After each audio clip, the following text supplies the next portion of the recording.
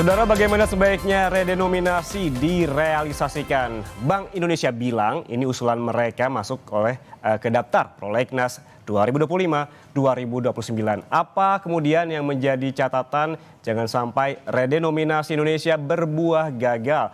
Kompas Bisnis akan tanya langsung kepada sejumlah narasumber.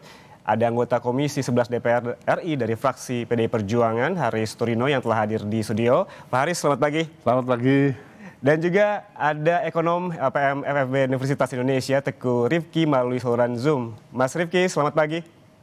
Pagi Mas, apa kabar? Kabar baik tentunya. Kita membahas terkait dengan redenominasi yang menjadi perbincangan publik akhir-akhir ini. Pak Haris, kemudian setidaknya ada 3 syarat tadi yang sempat saya bacakan. Di antaranya ada kondisi makroekonomi yang stabil, ada stabilitas sistem keuangan yang terjaga, dan juga situasi sosial politik yang kondusif. Apakah menurut Anda dari ketiga syarat itu Indonesia sudah memenuhinya? Ya, dari beberapa, katakan syarat yang pertama ya, kondisi makroekonomi yang stabil. Itu biasanya dilihat dari mana sih? Nomor satu adalah dari inflasi. Kalau inflasinya memang terjaga di level sekitar 2,5-2,6%. Ini selama ini bertahun-tahun BI sukses menjaga inflasi. Oke. Tetapi banyak hal lain, ya seperti katakan tekanan pada mata uang. Kita tahu sekarang rupiah sedang mengalami tekanan yang cukup berat ya. Kurs yang ditargetkan di 16.420, sementara sekarang ada pada kisaran 16.600, 16.700. Belum hal yang lain seperti katakan jumlah hutang luar negeri kita. Utang kita, bukan utang luar negeri, jumlah hutang kita. Hutang pemerintah kan memang kalau dibandingkan terhadap PDB ada di kisaran 40%. Tetapi jangan hanya dilihat itu, tetapi dilihat bahwa utang jatuh tempo berikut cicilannya itu 1.400 triliun dibandingkan dengan APBN kita di 3.600 triliun. Jadi artinya menurut Anda belum waktunya? 40%. Ya, 40% ini cukup besar bagi sebuah negara yang APBN-nya kemudian harus bayar utang dan cicilannya. Juga masih banyak kita kasus tarif, ya, kasus perang dagang. Sehingga kalau tadi BI mengatakan bahwa kerangka regulasi yang mau ditata lebih dahulu, fine, tidak ada masalah. Kerangka regulasinya karena kan MK menyatakan bahwa untuk melakukan redenominasi wajib menggunakan undang-undang. Ya. Jadi kerangka regulasinya ditata, sepakat. Tetapi bahwa pelaksanaannya ya nanti dulu. Tidak usah terburu-buru, prasyaratnya harus dipenuhi agar tujuannya tercapai. Kuncinya jangan terburu-buru ya Pak Haris ya. Tapi tadi yang dipaparkan terkait dengan kondisi makroekonomi yang stabil, stabilitas sistem keuangan, ini kan dua-duanya bisa dihitung karena ada angkanya. Kemudian di syarat yang ketiga soal situasi sosial politik kondusif, bagaimana ini menghitungnya? Nah, ini kan bisa dilihat dari katakan jumlah rakyat miskin, ya kan? Karena ini semakin banyak akan menimbulkan ketidakstabilan. Kalau sekarang dari angka yang dimunculkan oleh Biro Pusat Statistik, memang angkanya kan bagus ya. Tetapi realitas di lapangan kita lihat kan, PHK masih banyak terjadi di mana-mana. Dan masih ada sebagian besar masyarakat Indonesia yang memang membutuhkan bantuan pemerintah untuk bertahan hidup. Sehingga tentu ini bisa menjadi potensi terhadap ketidakstabilan sosial. Oke, saya tanya ke Mas Rifki. Tadi disebutkan jangan buru-buru, apakah Anda sepakat? Dan kemudian bagaimana juga 3 syarat tadi yang sempat kita ungkapkan ataupun kita bahas sebelumnya? Ya, jadi memang kalau kita bicara redenominasi ini kan bukanlah hal yang baru ya. Wacana ini kan sudah sempat dilontarkan beberapa kali sebelumnya. Bahkan selama pandemi COVID pun juga sudah pernah diutarakan ke publik wacana redenominasi ini. Nah, memang yang perlu digarisbawahi adalah kita nggak berada pada kondisi untuk melakukan redenominasi secara urgent gitu. Jadi urgensinya ini memang nggak pernah menjadi top priority untuk redenominasi. Walaupun memang redenominasi ini memberikan beberapa benefit. Jadi ada manfaatnya juga dari melakukan redenominasi ini. Apa saja itu, Mas? Manfaatnya? Pertama adalah kemudahan untuk melakukan transaksi dan proses administrasi, sehingga kemudian ini nanti dalam pencatatan, dalam administrasi menjadi lebih sederhana. Lalu kemudian juga ini akan membuat biasanya kalau ada redenominasi itu mata uang yang besar pun juga menjadi tidak valid, yang nominalnya sangat-sangat besar. Nah, ini di beberapa negara memang terlihat berdampak positif terhadap penurunan tindak pidana pencucian uang atau money laundering. Dan ini juga memperkecil celah korupsi yang biasa menggunakan cash dengan nominal yang sangat besar. Tapi memang kalau kita lihat dari redenominasi itu sendiri, biasanya manfaatnya ini lebih ke arah psikologis, bukan ke arah fundamental. Jadi memang kalau ekonomi kita fundamentalnya sedang bagus, redenominasi pun ini nggak akan membuat lebih bagus. Begitupun saat fundamental ekonomi kita tertekan, redenominasi pun juga nggak akan membuat kondisi fundamentalnya menjadi lebih bagus. Jadi ini memang efek psikologis saja di pasar dan transaksi ekonomi masyarakat. Oke, kalau ini hanya efek psikologis, bagaimana hitung-hitungannya? Karena kan memang kita kadang kalau kita datang ke pasar gitu, ada harga-harga misalkan Rp12.200. Ini akan jadi seperti apa? Rp12.250. Ini kan harus ada pembulatan begitu. Apakah ini tidak berisiko ataupun ada pengaruh nantinya terhadap perekonomian? Iya, memang ada kemungkinan akan terjadi opportunistic rounding. Misalnya katakanlah sebuah barang itu nilainya 12.500 gitu. Instead of misalnya dibulatkan menjadi Rp12, mungkin akan dibulatkan ke atas menjadi Rp13. Jadi potensi tekanan inflasi pun akan ada. Tapi kita melihat juga kondisi inflasi kita saat ini relatif manageable. Jadi saya rasa risikonya ini pun juga relatif bisa di contain lah atau bisa di manage. Nah, tapi kalau kita berkaca ke banyak negara lain yang mata uangnya nilainya cukup besar seperti misalnya Japanese yen atau Korean won, itu pun juga mereka tidak mempush untuk melakukan redenominasi karena memang urgensinya ini selalu tidak menjadi top priority gitu, dan memang dalam pelaksanaannya ini butuh waktu yang panjang, butuh transisi, sosialisasi, dan nanti phasing out dari nilai rupiah yang ada saat ini. Dan memang sekarang banyak isu-isu yang lebih urgent, misalnya mengembalikan daya beli, lalu kemudian meningkatkan kelas menengah dan lain semacamnya, sehingga dalam konstelasi seluruh permasalahan ekonomi saat ini memang redenominasi tidak memiliki urgensi yang sangat tinggi. Tidak memiliki urgensi yang sangat tinggi. Ya. Anda sepakat dengan itu, Pak Haris? Sepakat sekali. Tadi kan dipaparkan ya bahwa ada 3 tujuan. Yang pertama efisiensi, jelas efisiensi, jumlah kertas lebih sedikit, jumlah kalkulator ya. Kalkulator di Indonesia itu kalkulator 12 digit. Kalkulator 9 digit itu tidak laku di Indonesia. Ya kan? Dengan redenominasi dipotong 3 nol, maka kalkulator 9 digit, laporan keuangan dari semua lembaga ya, ini akan lebih ringkas. Ya. Kemudian praktis terjadi efisiensi di sana. Tujuan pertama tercapai. Tujuan ketiga yaitu kredibilitas mata uang rupiah. Kan keren kalau $1 tidak lagi 16.700, tapi 16,7 perak per US dollar, kan lebih keren. Keren saja. Ya, tapi tujuan kedua meningkatkan stabilitas, meningkatkan daya saing, tidak ada itu. Berarti Anda setuju ini hanya efeknya psikologis saja? Iya, efek psikologis dan ya untuk keren. Sementara kompleksitasnya luar biasa. Zaman dulu tahun 80-an, tahun 90-an kita terima gaji kan kita di amplop ya ada duitnya. Nah sekarang kan enggak, ting duit masuk seperti itu. Transfer. Tentu yang dirubah bukan hanya fisik uang ya.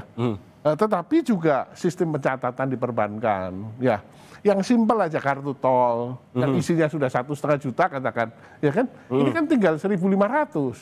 Ya, demikian pula kris, demikian pula transaksi dikatakan di marketplace, demikian pula kris, demikian pula katakan harga saham, belum lagi kripto yang patokannya mata uang rupiah, belum lagi mata uang virtual lainnya. Kompleksitasnya besar sekali. Oke, banyak sekali angkanya di belakang apabila kita melihat saham dan juga yang kripto, harus dirubah dalam waktu yang serempak ketika diputuskan kan. Dan ini akan mempengaruhi menimbulkan kompleksitas yang besar sekali. Kalau gagal mengelola ini, akibatnya seperti yang dilakukan Argentina gagal. Seperti yang dilakukan Zimbabwe gagal. Ini kan kita tidak mau seperti itu. Sementara sasarannya, tujuan yang ingin dicapai hanya efisiensi dan katakan keren. Kalau keluar negeri nih, kurs kita 16,7. Bukan 16.700. Nah, tetapi apakah itu meningkatkan yang lain? Tidak. Agar tidak terjadi seperti Zimbabwe, Mas Rifki, apa yang perlu diantisipasi sebetulnya? Iya, ini yang perlu diantisipasi adalah pertama kredibilitas. Seberapa serius pemerintah melakukan redenominasi ini? Karena selain di planningnya yang nanti akan super kompleks, implementasinya pun akan super kompleks. Nah ini komitmennya harus 100%. Jadi nanti pemerintah juga perlu menyiapkan planning bagaimana memphase out. Lalu bagaimana membuat semua uang yang sudah ada saat ini menjadi invalid. Dan proses transisinya seperti apa. Ini perlu memakan bertahun-tahun. Dan potensinya bahkan mungkin melewati satu siklus periode politik gitu. Jadi kalau ini juga perlu diantisipasi. Misalnya nanti pergantian pemerintahan tahun 2029. Apakah ini tetap akan menjadi prioritas atau enggak? Karena kalau prioritasnya berubah, ini akan gagal. Seperti yang dilakukan misalnya di Brazil atau Zimbabwe, atau pernah Turki beberapa kali pun tidak selalu sukses. Ini karena komitmennya tidak 100%. Jadi memang urgensinya tidak terlalu tinggi, tapi saat implementasi kemudian ini perlu effort dan skala yang cukup besar. Nah ini perlu dipastikan bisa terjamin sampai nanti phasing out dari rupiah baru atau redenominasi baru ini betul-betul selesai 100%. Oke, Mas Rifki, apakah negara kita ini perlu belajar kepada mereka negara-negara yang sudah berhasil, termasuk yang gagal begitu, agar nantinya tidak sampai ada lonjakan inflasi? Tentu, jadi memang makanya ini sudah banyak kasus yang berhasil, banyak kasus yang gagal. Kasus yang gagal ini beberapa negara, misalnya Brazil, Argentina, Turki pun juga pernah gagal. Tapi juga beberapa negara yang berhasil itu seperti ada Hungaria, Latvia, negara-negara yang yang mau join European Union itu mereka berhasil untuk kemudian melakukan redenominasi. Di semua episode tersebut nggak ada yang periodenya sebentar. Ini komitmen yang cukup panjang dan memang membutuhkan dari tahap planning hingga implementasi itu kompleksitasnya sangat tinggi. Nah ini banyak sekali yang bisa dipelajari dan mungkin kita juga bisa mengukur dari sini. Kita siap nggak? Kita mampu nggak untuk melakukan komitmen redenominasi skala besar tersebut? Oke, Pak Haris, apa saja yang perlu dipelajari dari negara-negara baik yang sudah berhasil maupun yang gagal begitu? Tadi disebutkan risikonya ada lonjakan inflasi. Poin-poin penting apa yang perlu negara kita ambil dari negara-negara yang sudah berhasil dan gagal agar terjadi hal tersebut? Ya, prasyarat awalnya harus terpenuhi dulu. Tadi katakan kestabilan sistem keuangan, kemudian kondisi moneter yang juga stabil, dan kondisi sosial ekonomi yang stabil. Tanpa ada kestabilan ini, belajar hanya menambah ilmu dan ini tidak pas kalau dilaksanakan di Indonesia dengan terburu-buru. Kita tahu prioritas Presiden Prabowo kan pertumbuhan ekonomi 8%. Ya itu dulu kita capai lah. Arahnya adalah seluruh kekuatan bangsa diarahkan untuk mencapai ke pertumbuhan ekonomi yang cukup tinggi agar kita tidak terjebak ke middle income trap. Ya kalau yang ini rasanya perlu waktu dan tidak ada urgensinya untuk dilaksanakan dalam waktu Artinya dekat. yang perlu dilakukan yang urgen-urgen dulu lah. Yang urgen dulu saja. Jangan dulu ya gitu. Kan? Iya, makan bergizi harus sukses ya kan, sekolah prioritas dulu ya. Seterusnya ya. Nah tadi kalau Mas Rifki sudah memberikan pandangannya terkait benefit begitu. Ya. Dari pandangan Pak Haris, sebetulnya apa benefitnya jika memang Now's the time to step out of the shade. Jadi keren katakan $1 16.700 jadi 16,7. Hanya keren saja. Padahal kredibilitas satu mata uang bukan ditentukan dari berapa banyak atau sedikitnya nol. Tetapi ditentukan dari apakah otoritas moneter mampu menjaga kestabilan pada kisaran 16,7 misalkan. Ini jauh lebih penting dibandingkan hanya menghilangkan nol saja. Ya, di samping efisiensi dan kredibilitas, jelas bahwa redenominasi tidak akan membuat bahwa inflasi lebih stabil, bahwa kemudian daya saing meningkat, tidak ada urusannya dengan itu. Tadi yang sempat saya baca juga adalah salah satu benefitnya atau keuntungannya adalah menghemat tinta. Ya, betul. Kertasnya berarti ada penghematan. Ya, kertasnya lebih sedikit, ya kan? Karena kita tidak nulis nol sedemikian banyak. Betul. Turki motong 6 nol loh. Ya, dan di Zimbabwe motong nol juga banyak sekali. Nah, tentu kalau nolnya terlalu banyak ribet ya, sehingga efisiensi tercapai betul. Ya, akan tercapai, tetapi untuk mencapai ke sana dalam jangka pendek terjadi satu kompleksitas yang luar biasa yang menimbulkan biaya yang tidak kecil. Bukan hanya mencetak duit. Tadi saya katakan juga di mata uang yang sifatnya virtual kan. Catatan kita di bank, harga saham, laporan keuangan perusahaan kan ini harus dirubah semua. Yang satu pertanyaan juga, bila ini terrealisasi, berarti kan memang harus mencetak uang yang baru begitu. Masa transisinya akan seperti apa? Ya harus dilakukan pendampingan, mata uang lama katakan dengan mata uang baru harus berlaku. Misalkan yang baru dimunculinya angka 100.000 itu 100,000 kecil sekali seperti itu. Supaya tidak menimbulkan dampak psikologis yang di kalangan masyarakat yang paling bawah. Itu dulu mulai disosialisasikan ya. Kemudian baru munculkan mata uang yang baru yang benar-benar 100.000 ditulis Rp100. Mas Rifki, kalau dari Anda, kalau belajar dari negara-negara yang sudah berhasil begitu, masa transisinya seperti apa? Dari tadinya ada 0, misalkan 3 bahkan lebih begitu jadi dipangkas? Iya, sebetulnya yang perlu dilakukan sosialisasinya adalah pertama itu di kelompok masyarakat atau golongan usaha yang sangat menggunakan cash ya. Jadi misalnya di UMKM, lalu usaha kecil, transaksi harian, itu yang paling banyak menggunakan cash. Itu perlu diberikan sosialisasi bagaimana transisi, planning transisinya. Apakah nanti diberikan uang kertas baru gitu, lalu kemudian nanti ada grace period, misalnya 3 tahun, 5 tahun, nanti mata uang lama kemudian tidak berlaku. Lalu kemudian juga perlu dikomunikasikan strategi coexistingnya gitu. Saat diluncurkan mata uang baru, berapa lama mata uang lama ini masih berlaku? Kalau dua-duanya berlaku, bagaimana kondisi transaksi di lapangan? Ini yang perlu jelas roadmap-nya, ini yang perlu jelas blueprint-nya.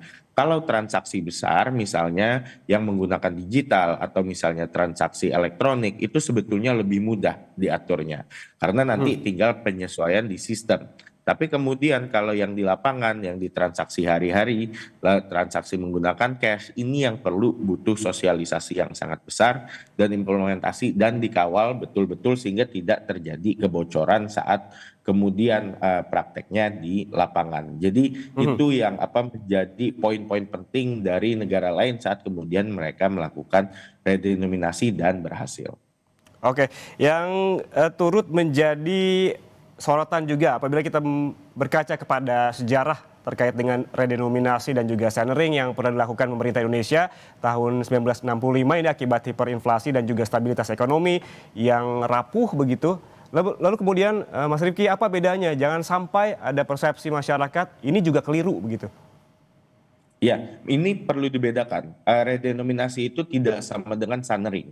Sunering itu adalah memotong nilai mata uang gitu. Jadi kalau misalnya harga roti 10.000 gitu, uang 10.000 kemudian nilainya dipotong jadi Rp10. Harga roti tetap 10.000 gitu. Jadi nilainya yang dipotong. Itu sunering. Kalau redenominasi harga roti 10.000, uang 10.000, uang 10.000-nya menjadi Rp10, harga rotinya menjadi Rp10 gitu. Nah, ini dua konsep yang sangat berbeda dan implikasinya pun akan sangat berbeda nantinya. Ini yang perlu dikomunikasikan oleh pemerintah betul-betul bahwa nilai mata uangnya nggak turun gitu, karena nilai uangnya tetap akan bisa membeli barang yang sama. Jadi bukan nilai mata uangnya turun, harga barangnya tetap gitu. Ini mata uangnya menyesuaikan dengan harga barangnya. Nah, yang dilakukan di tahun 66 itu adalah sunering gitu, saat kemudian terjadi hiperinflasi. Di banyak negara lain, hiperinflasi pun juga mendorong redenominasi seperti yang terjadi di Brazil, Venezuela, dan Zimbabwe. Kondisinya kita lebih baik. Kondisinya sekarang adalah kita itu nggak mengalami hiperinflasi, tapi kita mau melakukan simplifikasi mata uang. Jadi isunya sebetulnya cukup berbeda. Kita sebetulnya lebih nggak ada urgensi karena kita nggak ada hiperinflasi. Tapi memang tadi ada benefit-benefit psikologis dari simplifikasi mata uang tersebut. Oke, lagi-lagi belum ada urgensinya ya. Kalau dari DPR, Pak Haris, apakah DPR juga menghitung persepsi publik terkait dengan isu ini? Kami baru tahu dari media beberapa hari lalu ketika kemudian Kementerian Keuangan meluncurkan PMK 70 tahun 2025 yang ditetapkan di 10 Oktober dan baru diundangkan ya di awal bulan November. Kami baru tahu bahwa di dalam kerangka regulasinya ya itu ada rencana tentang perubahan harga rupiah atau redenominasi, rencana RUU tentang ini sehingga belum pernah dibahas dengan kami di Kapan rencananya dibahas? Sudah ada jadwal? Ya rasanya dengan statement Pak Purbaya yang terakhir bahwa nomor 1 ini adalah urusannya otoritas moneter. Ini benar ya kan? Tapi masalahnya adalah PMK 70 ini yang menerbitkan adalah Kementerian Keuangan dan kita tahu lah kalau Pak Purbaya yang mengatakan di media kan menjadi viral seluruh Indonesia ya kan. Tapi kemarin sudah ngomong ini urusannya Bank Indonesia bukan urusannya Kementerian Keuangan ya. Dan ya kita tidak akan melakukannya secara terburu-buru. Ini tentu sesudah Menteri Sekretaris Negara kemudian mengatakan kita tidak akan buru-buru, Menko juga mengatakan hal yang sama. Kemudian Pak Purbaya kemarin mengeluarkan statement itu. Oke, Mas Rifki bilang belum ada urgensinya, Pak Haris bilang jangan buru-buru. Lalu sebenarnya dalam kondisi seperti apa momentum yang tepat bagi Indonesia untuk melakukan redenominasi ini? Tapi tahan dulu jawabannya. Jangan kemana-mana saudara, susah jadi akan kembali. Untuk Anda tetap bersama kami di Kompas Bisnis.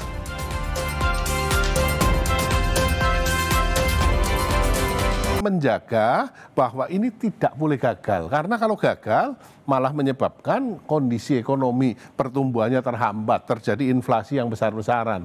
Kita biasa main di angka ribuan dan jutaan. Satu contoh harga beras 13.200 sekarang. Ya, kalau kemudian dilakukan redenominasi maka harga beras menjadi 13 perak 20 sen. Kita dari sejak lahir tidak biasa mainan sen. Maka akan di round up ke atas 14 saja deh biar gampang, biar simple. Nah apa dampaknya? Ini kenaikan 6% sehingga akan memicu inflasi.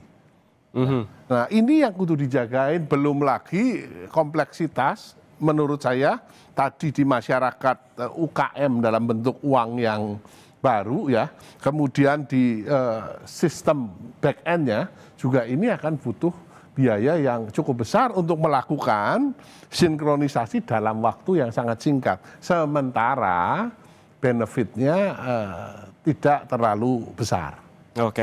Oke, kita berbicara soal tadi ongkos, ada catatan yang kami dapatkan begitu, Pak Haris, soal biaya transisi. Tadi kita bicara soal transisinya, kita sekarang bicara soal biayanya yang harus dikeluarkan oleh pemerintah, perbankan, pelaku usaha dan juga masyarakat ini tidaklah kecil. Jadi menurut Anda ini gimana nih? Jadi semua lini nih yang harus mengeluarkan biaya jadinya. Iya, jadi katakan semua perjanjian dagang, simpanan di bank dan seterusnya. Ini kan tentu yang ada kaitannya dengan rupiah, kan angkanya harus dibuang nolnya. Dan ini kan supaya tidak menimbulkan nanti moral hasad di belakang ya. Ini kan harus disepakati dan dilaksanakan dengan sedemikian baik ya. Tanpa adanya ini maka biaya psikologisnya akan besar sekali. Sementara kembali lagi manfaatnya hanya keren saja. Manfaatnya hanya efisien ya. Nolnya hilang 3. Itu saja.